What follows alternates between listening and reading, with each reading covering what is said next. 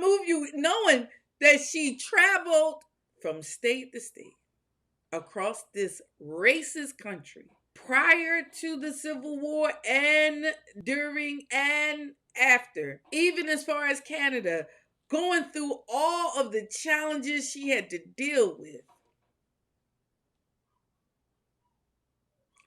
and deliver this word.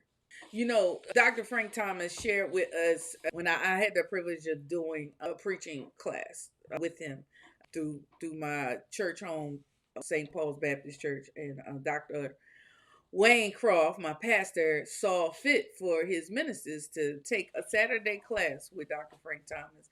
And Dr. Thomas was teaching us that we should preach a sermon that can be repreached. Like the sermons that we write should not only be for one occasion. It should not only be preached one time. It should be a sermon that's so powerful and so rooted and so grounded in the word of God and touches the heart of the people of God to the point that we should be able to preach it over and over, maybe tweaking it slightly for the different crowds and the different events that we are called to preach it at, but we should be able to preach it more than once because it's the word of God that's going to set people free. And that, since I've been reading these biographies on these women and sharing their sermons, and then hearing that they would travel. And these are the sermons that they would preach. They only had a couple. They only had like 2 or 3. They didn't sit down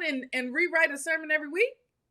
Now, trust me, I'm not against that. I'm not speaking against that. I'm not saying anything negative about that. But I am saying that reading their sermons that they traveled with and preached time and time again for decades,